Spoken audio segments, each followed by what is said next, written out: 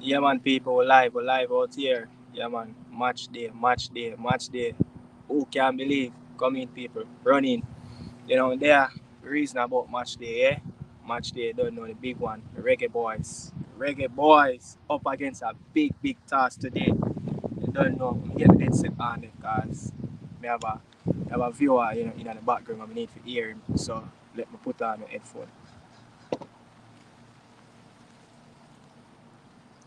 Yeah, man, open eye hear me now. Open eye hear me. Hope everything is clear. Yeah. Let's get my guest, the man himself, Yo, welcome, Pressa. bro. Yeah, hear me clear? Respect, everyone. Yeah, my ear. Yeah, man. Outside with it today. I lock up in a room for about the last 24 hours. How you doing? Not too bad. Looking forward to the game, More go get some dinner before the game and hopefully we can get the win, Have a Yeah. good week and a good weekend. But they have reason about the two games in the US versus the Reggae Boys, man. Jaja. But before we go into that process, I was doing a reasoning behind the scene about still feeling. I mean, the wind is strong, right? Yeah. But you're good still. I'm good. Yeah, disappointed, man, not to be in Dallas. Very disappointed not to be in Dallas, man. Having a whole flight issues, can't be down there.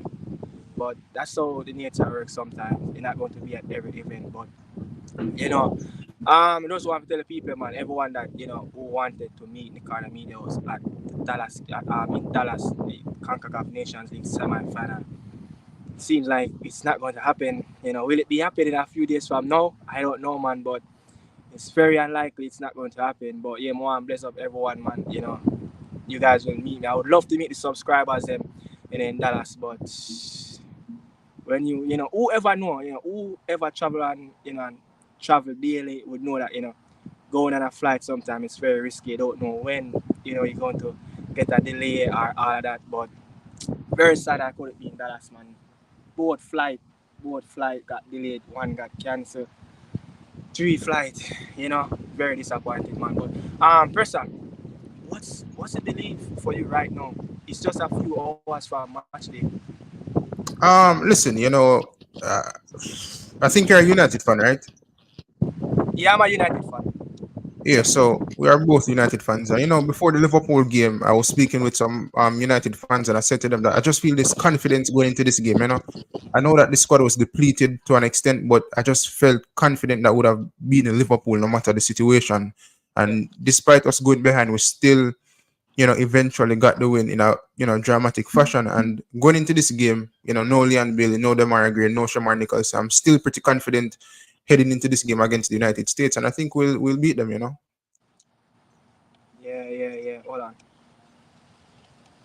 Yeah, of course, of course we can beat this team. Yeah, this team is still not really, I don't want to say young, but it's still kind of have that inexperience between a bunch of them. They don't really have a lot of natural leader in this camp.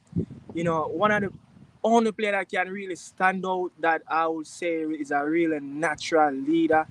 As looking outside, in the US camp, it's probably Team Ream. But Pulisic, what he does best over the years, he lead his team on the pitch with performance. And it's just up to us how we can zone him out of his strongest point on the pitch, especially coming off that left hand side.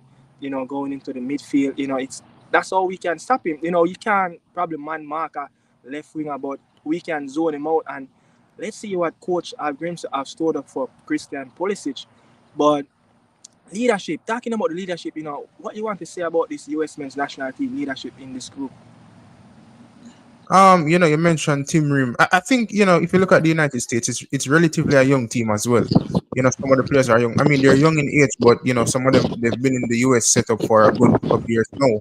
Um, so I think with leadership with the United States, it comes more across in terms of their performances rather than having natural leaders compared to other international teams where you have big characters in the group. I don't think the United States really have a lot of big characters across the board. I think they have young players who, that if they perform, that's how they lead in terms of their performances. Whereas Jamaica, I do think we have a couple of big characters in the squad, like the Bobby Reed. Demarai Gray. If Mikel Antonio was available, these are big characters who can also lead with performances. So I do think it's a good team. They have leadership, but more so on the performance level rather than having that big character who's a natural leader. Sometimes it can work both ways. You know, have big leaders, especially who perform well on the pitch rather than off the pitch. You know, sometimes like when a team is going through a bad spell, you need those experienced players that playing the game over 10 years. You know, can bring the troops together. You know, be a little bit more vocal, let them know the truth. You know, but you have to show them that tough love sometimes. But no, I feel like that don't really necessary on the US team because they're not really in a bad spot right now. You know, they're performing well. They played a few games. They played Ghana. They played, I think, Uzbekistan. I think they played Germany. So they get really good results, in that game, especially when you look back on that. You say a B team, C team in that Gold Cup, they played really well. But there's only two players I think I can remember off the top of my head that's in the squad now. I think that's was in that World Cup squad. I think probably Miles Robinson and Matt Turner. I can't remember of anything. You can remember any of those players that was in that World Cup squad? Is in the squad different from Matt That or was Matt? it was definitely the B team. I think it was one of those two players. You know what I'm saying? And for that B team, I don't know if we struggled against them, but we did draw against them. You know what I'm saying? And with this being the A team, it's a different ball game. But I think it's just those two players that were in the squad. Yeah. Talking about leadership, where the leadership going to come from this Reggae Boys team? Is it Andre Blake, Damian Lowe, Bobby Dake, Rich, someone that's been for the international team for over 5 years now, or 5 years? But we need both off and off the pitch and on the pitch leadership. But where it matters most in that backline are going in the attacking third. Honestly, the attacking third, we kind of depleted in that area. You know what I'm saying? Yeah. Cephas and Lowe doesn't really come across as leaders for me. Dixon's a young lad in the national team. Corey Burke, I like Corey Burke. He has a good character, good. Probably he's a veteran up there. He's probably Yeah, that most experienced one. yeah. But it's whether or not he starts. But I think, after the performance that Damian Lowe had against Canada, I think he will be one of the big leaders to really galvanize this squad, as well as Andre Blake. Andre Blake is a man who leads with performances against Canada. He made some very crucial saves. And, as an outfield player, when you see a goalkeeper playing like that, it really gets you going to say, no, man, we have to get back in this game. So Blake is one, Lowe is one. And those are the only two I can really think of the top think of off the top of my head right now. You know what I'm saying? At least if Shamar Nicholson and Demarai Gray was playing, if they were on the pitch, Shamar Nicholson would have been a good leader for the team as well. I would say, bro, to be honest, in order for the Jamaica national team to stand a chance, that performance by Andre Blake in that first half against Canada at BMO Field, he needs something 2x times that. I just feel like when you look at this US men's national team front three, they're going to come with a lot of emotion. They played with a lot of emotion. They want to prove that they are the best in CONCACAF, especially when they're going to play the first game at AT&T. I think when the last time we played them at AT&T, they beat us, I think it was a 1-0 defeat when Matthew Ape scored that goal and the back post against O'Neill Fisher. So they want to prove that, they are the best, in the CONCACAF. Looking at the Panamanian team, with Thomas Christiansen, the slash Danish Spanish coach, they an unbelievable run. So I think, there's a lot unseen right now down in Texas that the US team need to prove themselves that, yeah, we are the best that, going to play in the CONCACAF final and looking forward to winning 3 in a row, 2 times champion. So I just feel like Blake going to have to come up big in this game. And Damian Lowe, between Lowe and Blake, that's where it's going to matter most how these players, transcend the information from the back to the front, and Blake, he has to be a lot more vocal. I was behind that back goal in the second half that at BMO Field, and you can barely hear a word from the keeper.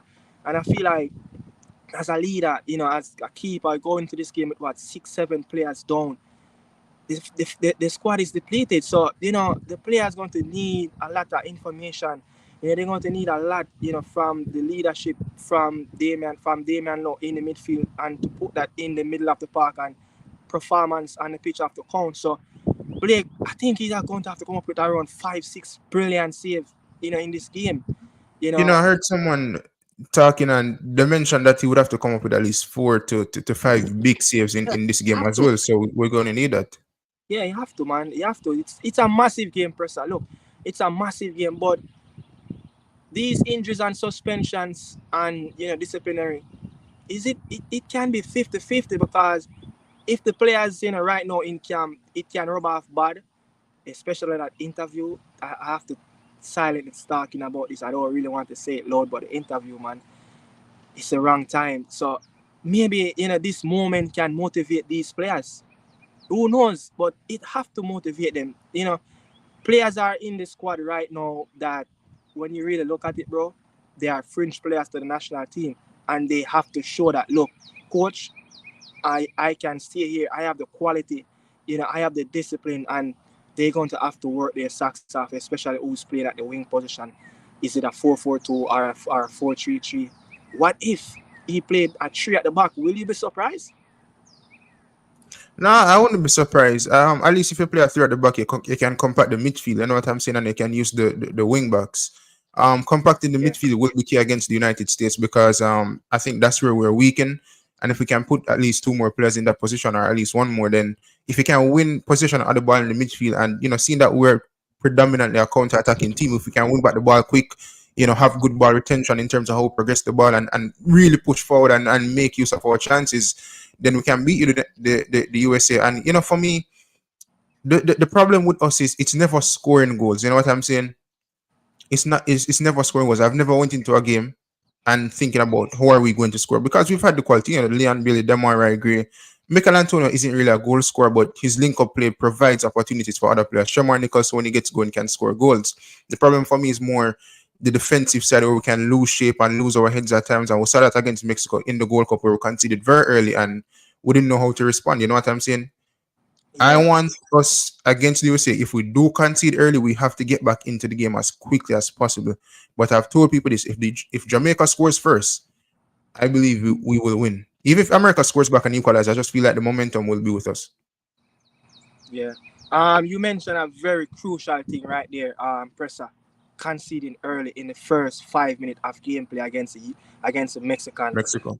in the semi-final. Look, we just cannot concede. We with all of this going on right now, we just cannot concede in the first 5 minutes. It will create chaos on the field. It will create chaos. But who knows? Maybe if they scored first, maybe we can come out and play some good football. But look, Jamaica national team over the years, Presser, whenever we scored first in our game, there's the best of Jamaica. You see it at Chicago Field when we played the US men's national team. We scored first in a set piece and we start to ball them off the park. We start to look ourselves, and that's how Leon Bailey got that penalty opportunity, which I think he should have scored that goal, especially that rebound. So scoring first is a key. Conceding first is a no-no with this inexperienced front line. So I think the midfield, that's where I think we just cannot lose our shape because the midfield of the US men's national team, when you look at it, my brother, McKennie is on form lately. Whenever Musa turn up for the US team, it's causing problem. Yeah, the slash Brazilian US man, Cardoza, the man that played for Real Betis, he's the one that can make things tick. And if Greg Berhalter give Tyler Adams his start in years, it can be problem. It can be problem because his calmness, in that number 6 position, is one of the best. He's one of the best in CONCACAF in that number 6 position. He can keep the ball ticking. He just play the ball simple and keep the ball moving forward, getting his important players on the ball and let them go 1v1 against the Reggae Boyz wingbacks and defenders. So it's going to be very crucial, my brother, in that midfield. So up to us, as you said, the defensive line, we have to keep our shape into that game, and our wing backs need to stay firm.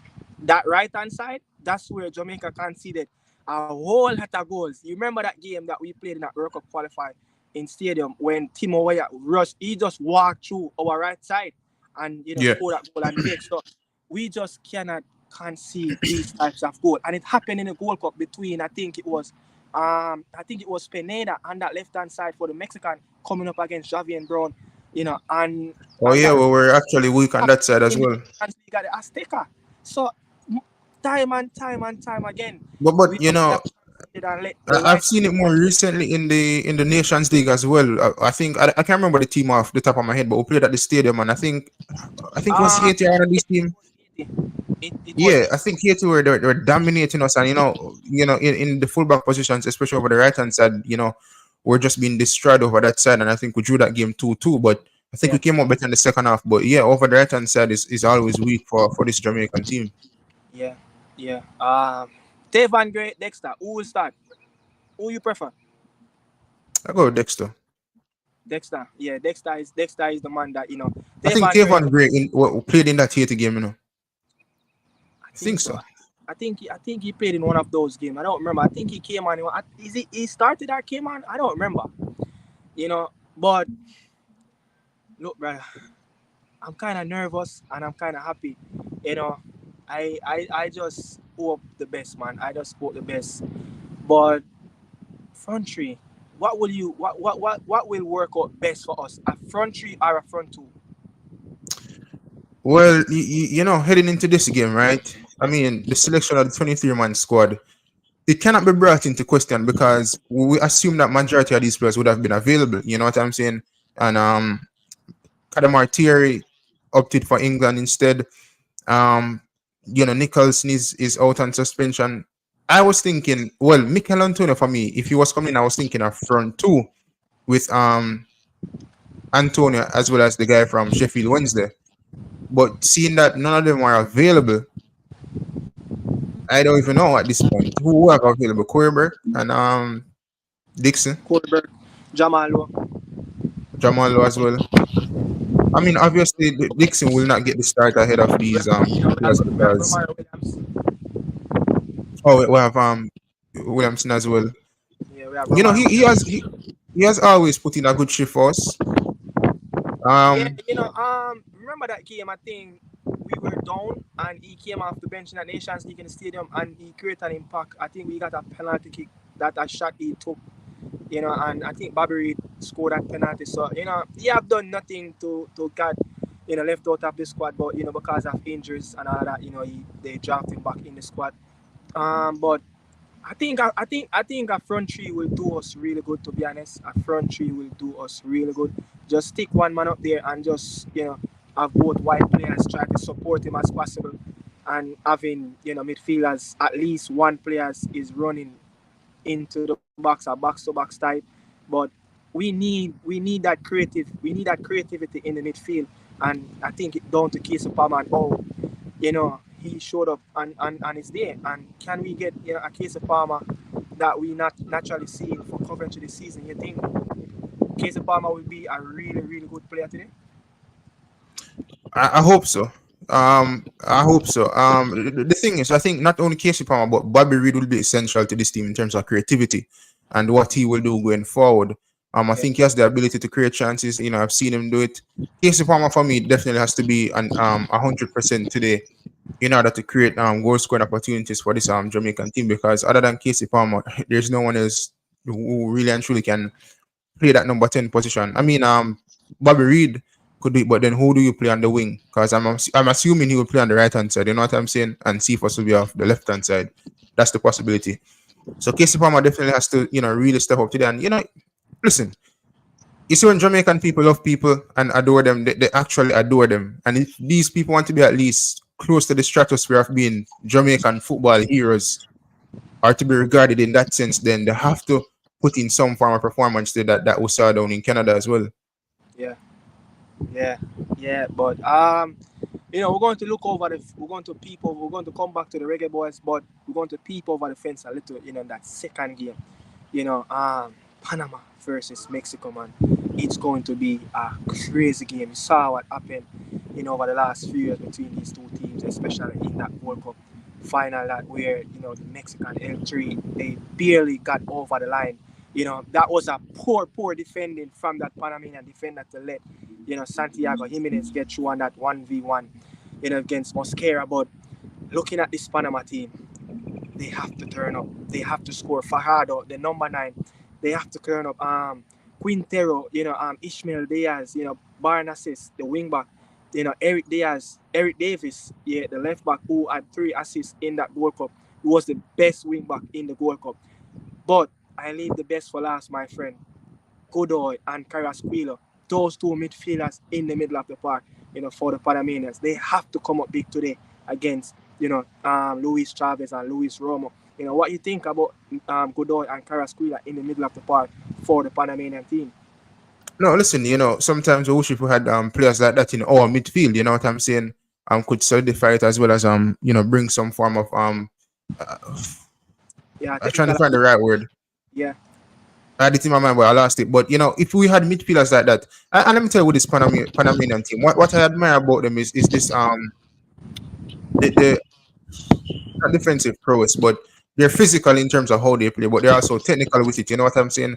But the biggest accusation I that's have it. against this, Then that's the difference with Panama and the rest of Central America. A team like Guatemala and even Honduras who held the Mexican team 2-0 in Honduras. But this Panama team, what you said, their technical ability and the physical side with it, they will do both at one time. And I think the Mexican team just cannot live with it. yeah, I mean, not many teams in CONCACAF can do both at the same time. USA, they're not really a physical team; they're a technical team. And if you bring disruption to them in terms of imposing yourself on them, then they will struggle. And just to go back a little bit, that's what Jamaica has to do. But in terms of Panama and this Mexican team, we saw them in the final. Was it last year? Last year, the Mexicans got the better of them, and not the final. Was it the semi-final? But Panama, Yeah, no, the semi-final with US and Panama went into penalty. yeah. So sorry. Panama in that game got chances and they didn't put away the chances. So that's the biggest accusation I have against Panama, and I spoke about that on a different platform. That's the accusation I have against Panama because they had enough chances against Mexico, and they just didn't finish the chances against this Mexican team. Second time around, you have to finish those chances. You know what I'm saying? And I don't think Panama has really any form of clinical striker compared to other teams. you know they just add someone in that front line. He's one of the breakthrough in that front line for Panama team. Farhado, I think he's playing in the MLS now. But I think probably 6 7 months later you will say he's a more experienced player. You know what to expect. In CONCACAF now, play against a Mexican team, and when you look at it, this Panama team is unfarmed. They unfarmed since that defeat in the final. They haven't lost a game. They only drew. I think it was away to Guatemala, and everything they swept away. They swept away everyone build up to this game. So I think Jamie Lozano, the Mexican coach, is under massive pressure because hearing the Mexican media talking about Jamie Lozano, if he don't perform, he will not survive to coach a team in the Copa America. Because look, in that last World Cup, the Mexican team they under pressure. They dropped out of the group stage in the World Cup. They have this thing that they can't get over the line over the run of 16 in the World Cup. So they're looking for that stability. They're looking for that real natural leader from the coaching standpoint. So Jamie Lozano, it just don't not just down to Jamie, but and a whole coaching the Mexican team, it's a whole lot of pressure. You have millions of people, looking at you, knowing that you're a man at the helm, trying to get the Mexican team over the line. And in CONCACAF, anything under first is just a failure for the Mexican national team. So, Jamie Lozano, it's up to you and how you set up your team to deal with this physicality and how they're going to stop Godoy and Carrasquillo. That's the main point. And how this Panama team, if you can disrupt that play between both players, Carrasquillo and Godoy, it will cause problem. It will cause problem because the ball will never get out wide, to Eric Davis and Barneses. Yeah. But Panama, I think, have some big players out. I think that young kid named Welch. Remember that player? I think he was in the World Cup.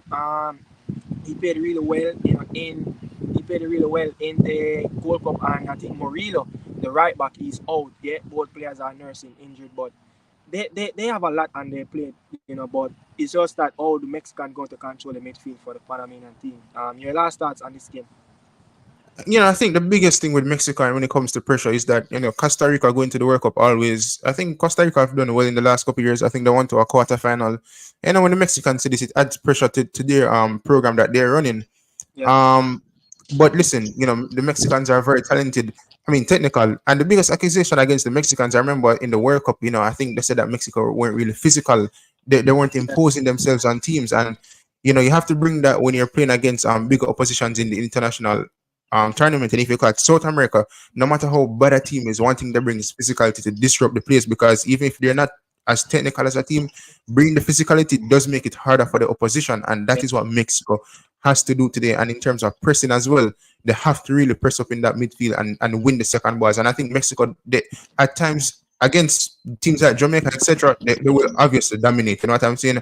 Against the bigger oppositions, they always tend to not go for the second balls quickly enough. They're always 1 to 2 seconds late. So they have to do that today. I think both teams. I think both teams have some of the best wing players, especially wing backs in Concacaf. And when you look at Jorge Sanchez, the right back for Mexico, and when you look at Jesus Gallardo, the left back, yeah, the man that played in the Mexican league, both players are really strong. Come to left back, Eric Davis, I kept calling him name over and over because he's massive to how Panama attack down that left hand side. They normally play that 3-4-3 formation with that two players behind the number 9 playing as a two number 10, switching position, running all over and creating a lot of spaces for The the interchange, etc. possible.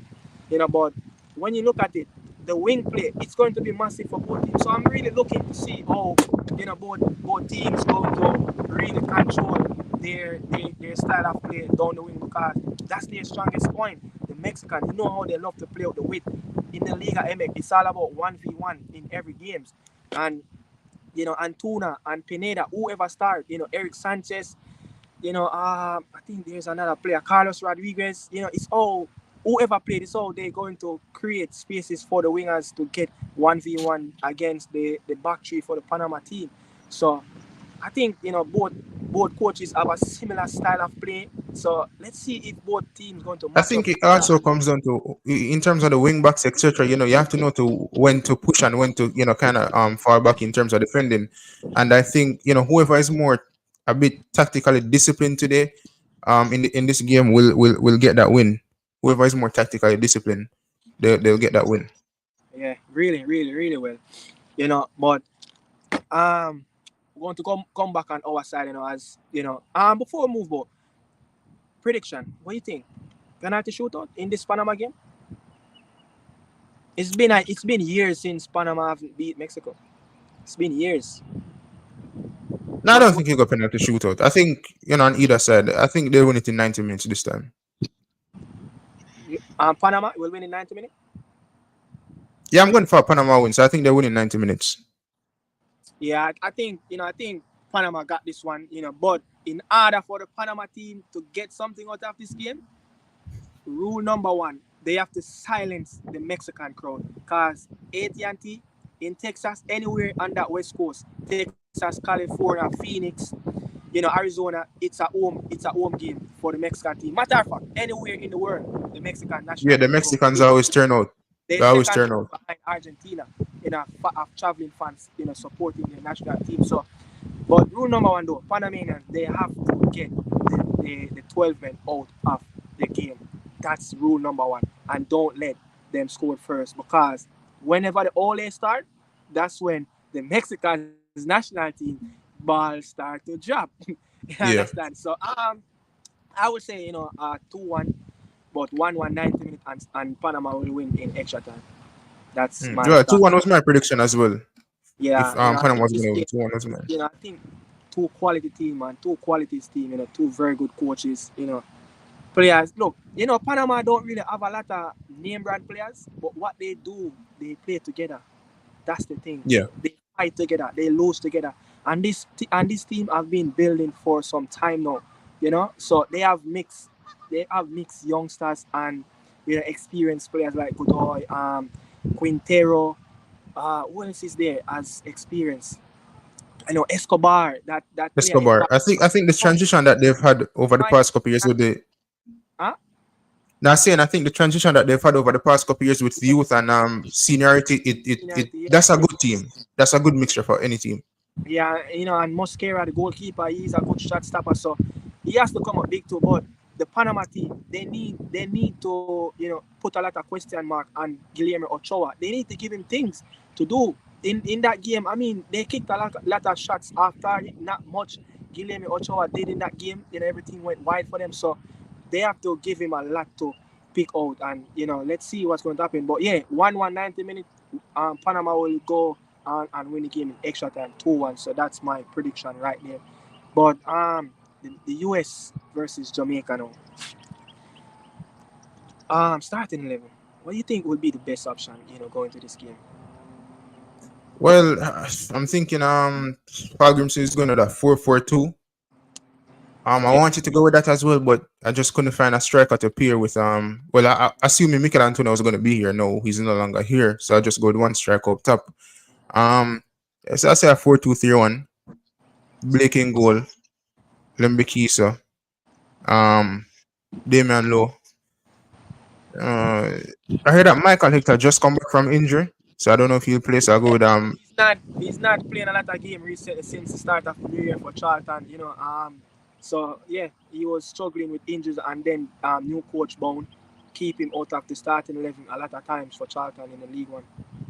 League So Two. I go with Bernard. I've seen Bernard and yeah, like I think he's been solid for us whenever he's played as well. Some people say it's a bit similar to Damian Lowe, which I don't really think to that extent. I think Damian Lowe is a bit more rash some of the times and not as composed. You know what I'm saying? Yeah. Um, Greg Lee, left back, midfield. In terms of we don't have any natural defensive midfielders in all honesty, and one of the options is I think Latibodier, Daniel Johnson, not Casey Palmer, Kieran Anderson. Yeah. Okay, right. Yeah. For me, I've always wanted to see a bit more of Daniel Johnson. However, in terms of the defensive side, he doesn't offer Um, much. Pause. You said DJ. Mhm. DJ.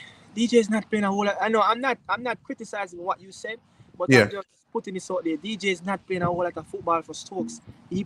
Stokes played on the weekend and he wasn't even in the squad.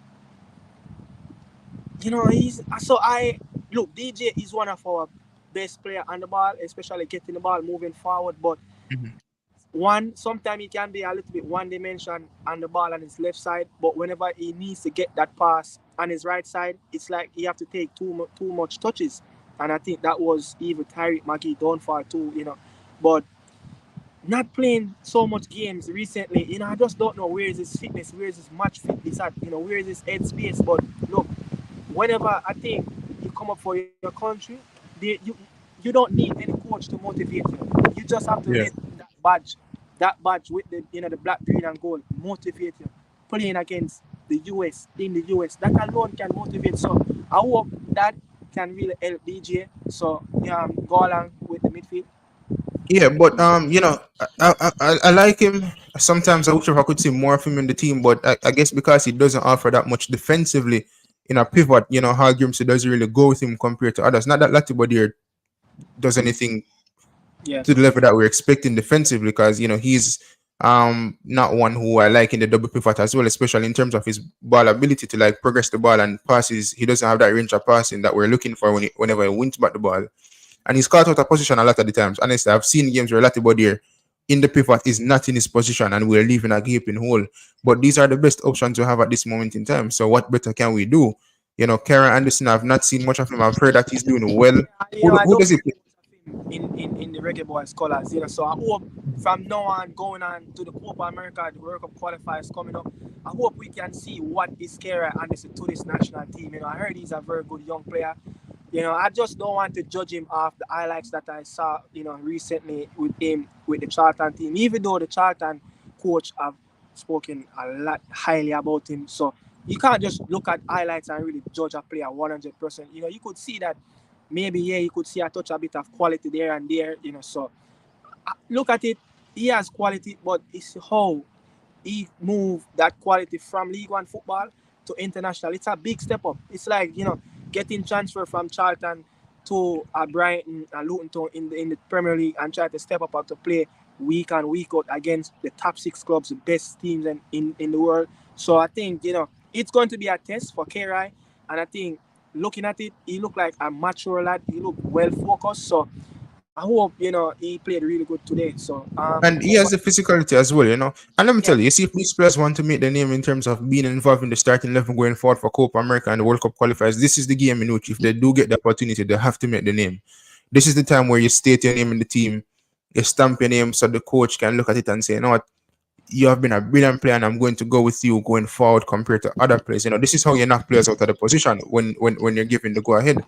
So I yeah, definitely feel like Kieran Anderson. Well, as I said, I'm going with Daniel Johnson as well as Latibodir.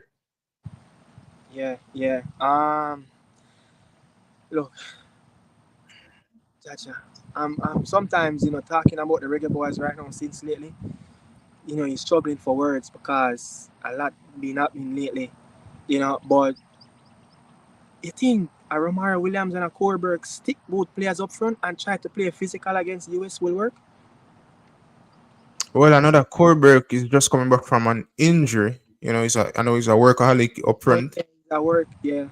So you don't want to Um, play you don't want to play our two strongest players physically up front at the same time and burn them out and don't have someone that yeah, maybe because I want somebody coming off the bench that could, come in the last minute if you need an equalizer to like, really impose themselves and how would I say, be physical to get a goal. You know what I'm saying? Dixon isn't that type of player. You could still bring him on, but I wouldn't want to start the two best strikers that we have in the team. yeah. But Co- but if I was supposed to go with a strike, I would go with. I think I'll go with Williams to be honest. Williams, Romaro Williams, you Yeah. start Romaro Williams up front. Mhm. Look, I heard your prediction on that starting level, but outlet of how when we under pressure, who will be our outlets? And I just feel like Ronaldo Cephas, he has to play that left side coming up against Joe Scaly. Joe Scaly is not a very athletic player. He's not naturally started out his career as a right back. Looking at him in his days at NYFC in the youth academy and in MLS, he can play as a CDM. He's more likely going to play as sometime as a right inverted player, or probably you're going to see him quite a few times down that right hand side, but you're just not going to see a lot of overlap, from Joe Scaly. So getting the ball 1v1 against Joe Scaly with Ronaldo Cephas, that has to be our outlet. And it's how that 4-4-2, as I said, Bobby they cover it whenever that ball is in the midfield or close to that left hand side. He on the right has to play in the midfield to make it a three-man midfield because whenever we turn over the ball, even go back to that semi-final against the Mexican team, they have like four players in the midfield.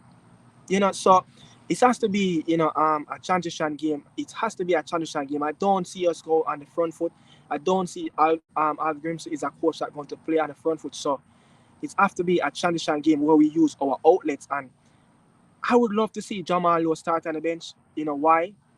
It's another thing. We need an X factor off the bench. The squad is not deep enough. So you have to play a balanced squad, pick players that can work hard, pick players that can run in space, and pick players that will comfortable deal with the pressure and let some players stay on the bench who can create an impact. Because we're going to need bench players to create an impact. We're going to need at least 2, 3 brilliant substitution coming off the bench. And looking at it, Jamal Lowe should be one. Corberg, should be one, and start probably Romaro Williams up front. He has played all his life.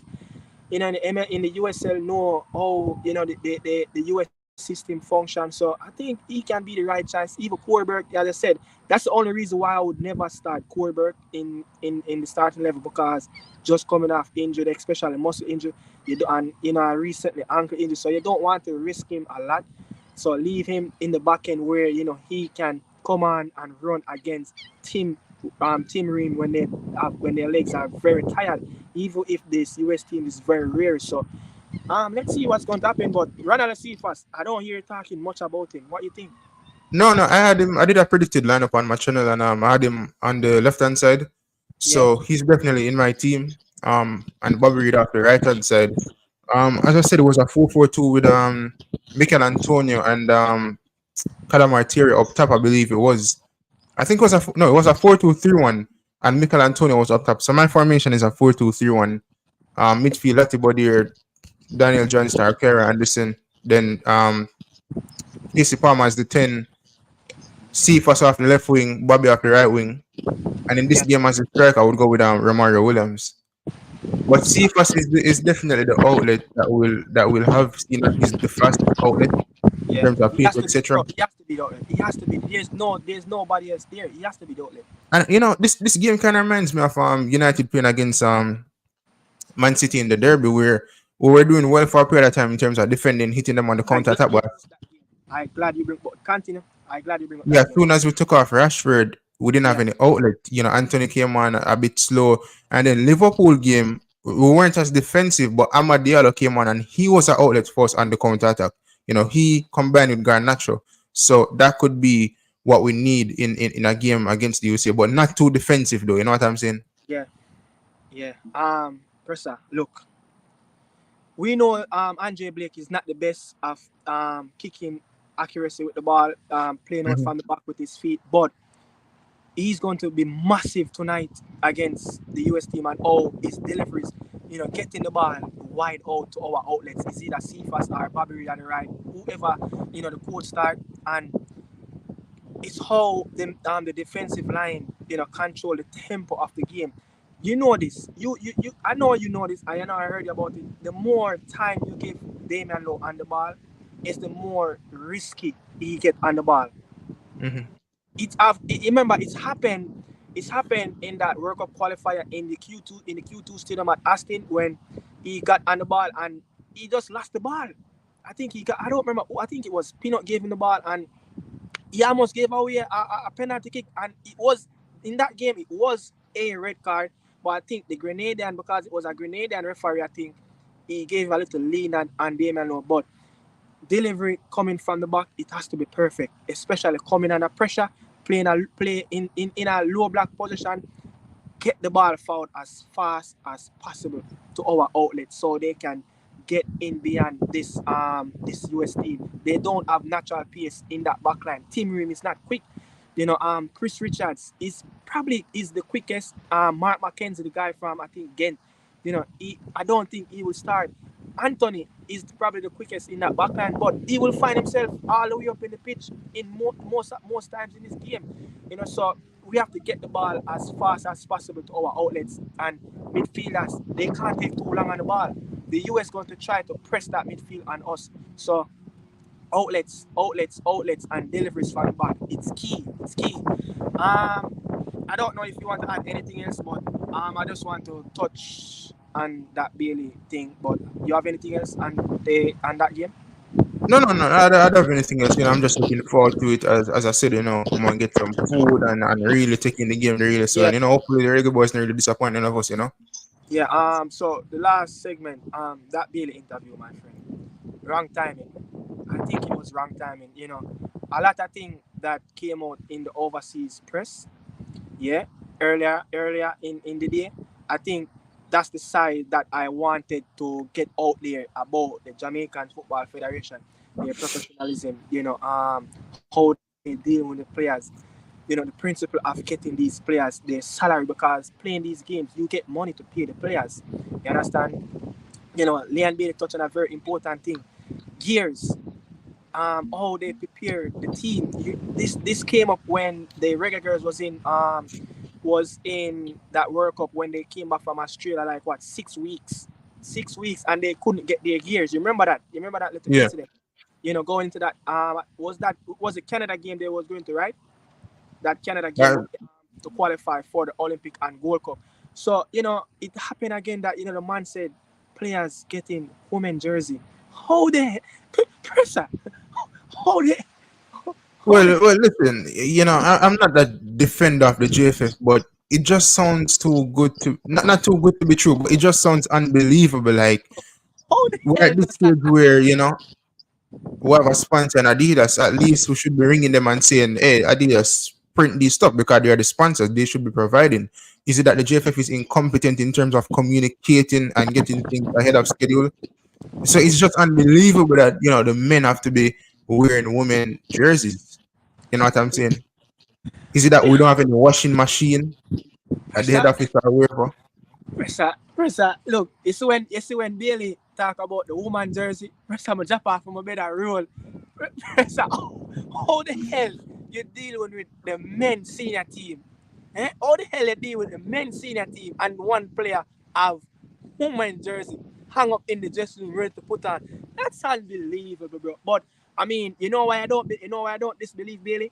Because it happened with the women. The women team a lot of times, even the young reggae girls playing in the young reggae boys jerseys. So it's nothing new. It's happened. They have a trademark for those things, you know. But one thing I want to beat Leon Bailey, and Leon Bailey said the pitch. Look, we understand sometimes the national stadium don't have the greatest of the best pitches that prepare for the national team. You remember Canada last game. year around this time we played Trinidad. You know that pitch in Montego Bay, the pitch at the national stadium, the 80 game when Chris Brown concert kept in the national stadium. We know that we have pitch issues in Jamaica, but Demari Gray picked up the ball against the Honduran national team in that group stage, and he dribbled the ball from offline and scored. You remember that goal? Yeah. So Leon Bailey have played more games away from the national stadium for in his time for the Reggae Boys. We haven't been playing games in the office if it's not a competitive game. So he played at the Gold Cup. I think he played in 3 Gold Cups already. And we're not getting much from him. So I don't think Leon Bailey should have said anything about the pitch. I remember Chikorito Hernandez, the Mexican national team came to Jamaica. I think it was the build up for the 2014 World Cup qualifier. I think we drew that game. I don't remember if we drew or we lost, but the Mexican national team were playing in black and they played us off the park, and then the national team wasn't better than what's preparing now. So when you look at even that 3-0 lost against Panama in the national stadium, that COVID, Panama played some beautiful football on the pitch. But So I think even Haiti as well, ball us off the park, So he played some really damn good football on the pitch. and I remember vividly in that game, around social media, a lot of Jamaicans were saying, "Yo, how them people have ball us off of the bad pitch." It's the same bad pitch the players they play on compared to the Jamaicans, and the Jamaicans were saying, "Oh, the man them play on the pitch." So yeah, we know say bad, but come on, you know what I'm saying? It's so I don't know, man. Bailey, And I mean, Leon Bailey, I I'm just not can't saying look. it shouldn't be. I'm not saying Bailey shouldn't complain, but listen, Bailey is a Jamaican who grew up in Jamaica for majority of his life, right? Travel abroad, come back a yard, and he knows the situations around the pitches in Jamaica. All of us play on bad pitch in Jamaica, and it's just a case of we have to make use of it. And one thing I want to dispel is where people think the JFF owns the national stadium. The JFF does not own or operate the national stadium. Whatever condition them get the pitch in, Yeah. that's the best they can do with it. You know what I'm saying? But at least they probably can do a little more preparation by higher groundsmen to at least prepare it in the last for say we have a game probably 4 weeks from now, a month from now, 2 months from now, they can actually preparing it, getting it prepared, in probably 2-3 times a week, getting treatment. I mean that's true, but the thing is, the national stadium is I always think hosting stuff. someone is asking, I think the game is coming on. Is it Paramount in the US? I think it's Paramount in the US, the Paramount app people. I think it is the Paramount, but Can check still. Yeah, I I think think you've done it. They always host the Nations League Paramount. game. Check and let me call, because there's a fan right here, talking what station. I don't know where is he located right now, but I think in Canada and the US, I think it's going to be on Paramount. That's what Nations League comes on. Yeah, man. So a lot of a lot of loopholes and but Yeah, then it's not now Paramount. there's another thing, pressure, that he talk about. Pressure is pressure in the national, bro. You understand the stature of not saying not nah, I'm not going to say world class, but a player at his level. Leon Bailey is going to always be under pressure. Leon Bailey is like the backbone for the Reggae Boys national team. And talking about Coach Al Grimson being kept knocking at his phone, talking at, bro. The coach know that you is the man, you is the player that all these players look up to. When you speak, they will listen. So this is why the coach will always come at Leon Bailey at all times. And he talk about You know, it's like it's getting to him. Pressure. Did Lionel Messi retire from international football? Mm. Lionel Messi at one point retired from international football. Yeah. So it's a different pressure. Look, we haven't went to any World Cup with under Leon Bailey. You know, he haven't brought us to any final.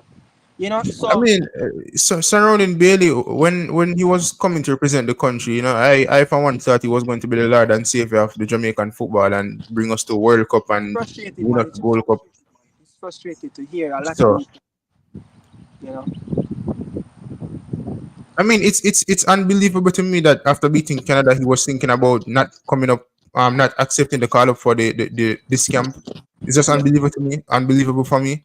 I just feel like due to the suspension, he's coming out with a lot of this stuff. You know what I'm saying? And he's just shifting the narrative surrounding the issue. But Chacha, man, he has to be better, man. You know, but Pressa, you know, we at this time we were a youngster, you know, Walter Boy days. Who come under pressure like Walter Boy from from the fans, and Andy Lou, Tapa Whitmore, but even look at it internationally, bro. International football when you is the biggest player. Look at Pierre Aubameyang come under a lot of pressure. He have retired once for the Gabon national team.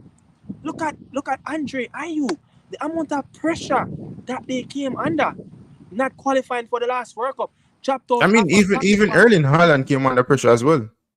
Oh, Haaland for so, Norway, so being that much of a prolific goal scorer, going back to your national team, they will expect that you're going to be the Lord and Savior.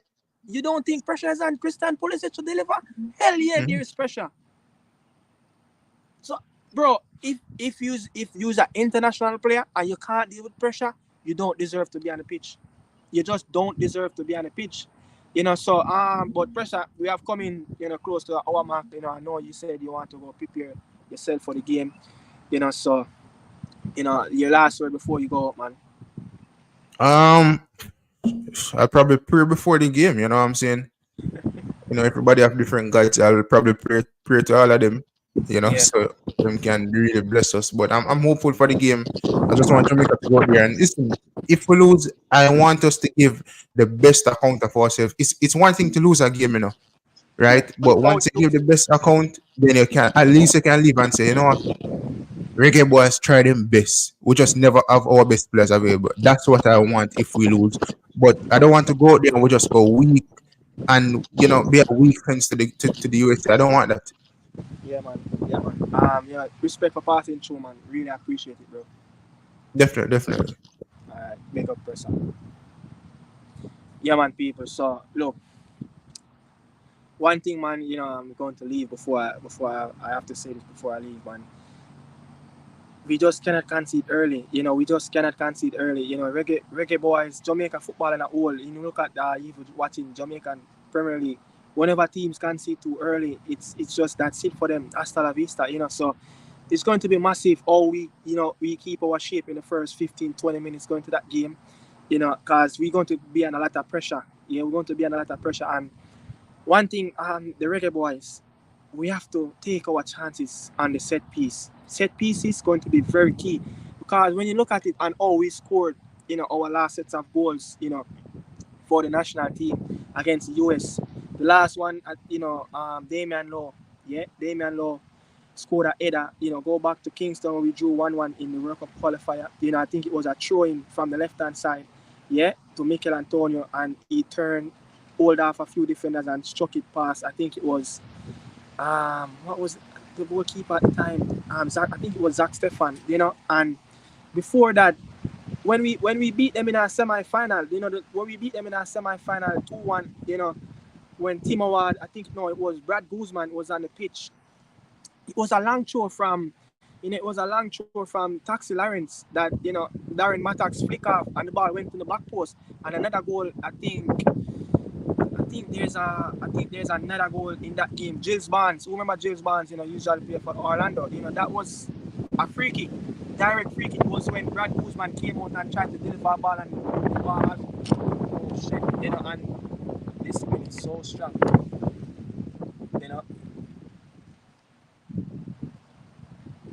and he trying to deliver the ball out, and we got a free kick and it scored. So our goals in the last probably four fixtures against the US men's national team, it's all come down to set pieces. Yeah. I think there was another game. I think even when the last I think outfield goal that we scored on the US team, I think it was that 1-0 victory when Boyz scored in that international friendly in, I think it was June the 19th. I think it was June the 19th. So yeah, so set pieces, man, it's have to be big for us. We have to deal with a lot of physicality in the box. We have to push up, the likes of Deshaun, Damian Lowe. They have to be right in their face when it comes down to set pieces. But people, they have to run. Yeah, going to get myself also prepared, for this big game. But Summers, I don't know how to pronounce your first name. The man that said he's in Connecticut. You heard what Pressa said. The game will be on Paramount. Yeah, the game will be on Paramount. There's a subscription fee. So if you don't have a subscription fee, go and get it right now before the game. It's a big, big, big one. Yeah, people, look, man, really appreciate the amazing support. Yeah, as you're still under some discomfort, man. Still under some discomfort of my flights and all of that go to Dallas, man. Just disappear in front of my eyes, just like that. Yeah, but too much issues. Build up to me going to Texas. I just decided like, yo, this was the last straw, and I'm just not going to be there for that semi-final. I don't know if I'm going to be there for the final. I'm not ruling it out, but too much cancer, too much delays, and then the last straw was I was going to reach in Texas late for the game, so I just decided, yo, cut that out, cut my last, and just call it a day. But yeah, man, respect everyone passing through. Really appreciate it, man. Really appreciate it, man. So I'm going to jump out right now. Yeah, but bless upon yourself, salute, man. Thanks for all your supporting Nicardo Media House. This win is so strong. This win is so strong. But yeah, man, respect for all your support in the video, man. I really appreciate everyone, man. I really appreciate everyone. Yeah. So I'm going to jump out right now, get myself prepared for the game. But as I said, people, I can't stop telling you, really appreciate the support you guys have been giving. Yeah, really appreciate it. And my apology to the people in Dallas right now who I supposed to meet up with the subscribers and all of that. Link out, want to connect with me. Just can't make it. Too much cancel, too much delays from flight. I have booked 3 flights already and cancel and delay on me. So it was, as I said on one of my videos, early Thursday morning it's going to be a bad weather in Texas before the game. So I guess because of all of that, all my flights, just being cancelled and delayed. So yeah, man, really appreciate it. I'm jumping out right now. Salute to everyone that's always supporting Nicardo Media House. Respect to everyone. Bless up. As I'm feeling much better and better doing this live. Might do a watch along. So look out for that. Might be. So look out for that. I'm out.